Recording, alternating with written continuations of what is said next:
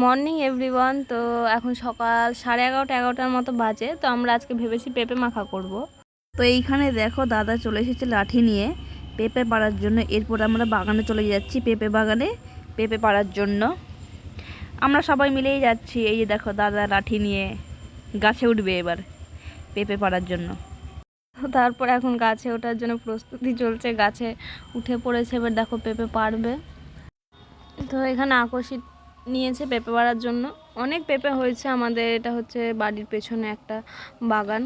রোদের জন্য নাকি সুন্দর লাগছে বলো বাগানটা।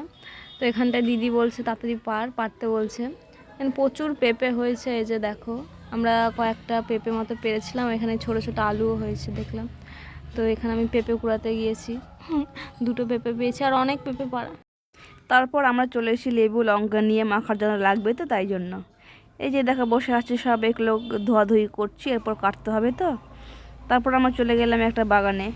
এখানে বাগানে বসে প্রচুর হাসাহাসি হচ্ছিল। অনেক কিছু নিয়ে এসেছি, বালতি ব্রেঞ্চ সমস্ত কিছু বাড়ির থেকে মাঠে আনতে হালাত খারাপ হয়ে গেছে।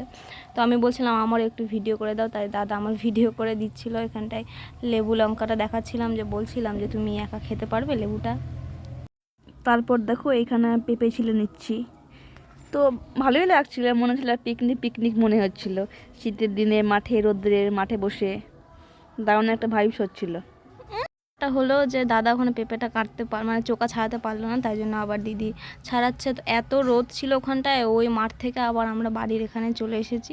পেঁপে টেপে ছাড়ানো হয়ে গেছিলো। তারপরে এখানে কাটার জন্য সব মাখানোর জন্য জোগাড় করা হচ্ছে, বটি, আচার আর মশলা টশলা এখানে নিয়ে এসেছে। আমি অত কিছু করিনি, আমি শুধু দাঁড়িয়ে দাঁড়িয়ে ছিলাম।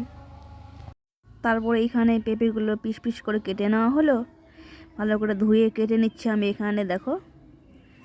তারপর হচ্ছে কেটে নিয়ে এবার সব মাখানো হবে। এখানে পিস করা হচ্ছে, তারপর হচ্ছে লঙ্কা কুচি কুচি করে নেওয়া হচ্ছে।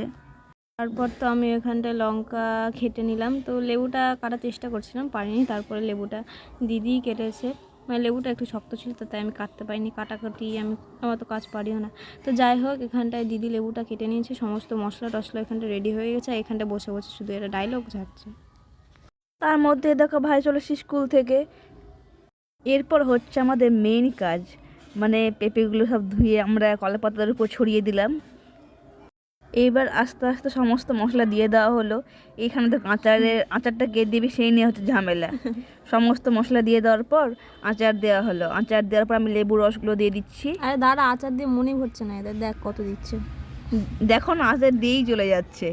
আর এইদিকে দেখো মাখা শেষ হতে দিচ্ছে না, খেয়েই চলে যাচ্ছে। কত পছন্দ হয়েছে ওদের। এখানে মাখানোতে শুধু লেবু আর আচারের পরিমাণটা বেশি দেওয়া হচ্ছে, মানে এটাকে টক টক ভাবটা একটু আনার চেষ্টা করা হচ্ছিল। তো ওরকম টক হয়ওনি। তারপরে মাখানো হয়েও গেছে, আর কিছু বাকি মাখাতে। এইখানটা আমি বলছি দাঁড়া ভালো করে মাখাই তারপর তো খাবে না, ওদের আর থামতে পারছে না। দেখো সবাই মিলে লেবু রসগুলো চিপে দিয়ে দিচ্ছে একসাথে। আমি বলছি আমি একা দেবো, সবাই একসাথে হাত দিলে আমি খাবো না। গাইস, আমি এখানে একটা কথা বলছি, ভয়েসটা যদি খারাপ লাগে তোমরা একটু ইগনোর করে যেও প্লিজ। তো এখানটায় মাখানো হয়ে গেছে। মাখানোর সাথে সাথে দেখো থালা নিয়ে দাদা চলে এসেছে। ও মানে ও খেতে এত পছন্দ করে যে ও একা খাবে, মানে হাফের বেশিটা ও একাই খাবে। আর এত ঝাল আর টক খেতে পছন্দ করে না, পুরো আচারের বয়ামটা ঢেলে নিচ্ছে থালার মধ্যে। তো এইখানটা আমি খেয়ে বলছি বেশ ভালোই হয়েছে খেতে। আরে এটা একটা দেখো। তো আমি এখানে বলছিলাম দেখি দেখি, ও ও এখনও ওর আচার নিয়ে মন ভরেনি। তো এখানটায় মাখা খাওয়া সব একসঙ্গে হচ্ছে। তো আমার না অতটা ভালো লাগে না পেঁপে মাখা। আমার সব থেকে ভাল লাগে হচ্ছে আম, পেয়ারা, এসব মাখাই ভাল লাগে। তো আমার পেঁপে মাখাটা অত পছন্দও হয়নি, তাও খাচ্ছি দেখো এখানটায়।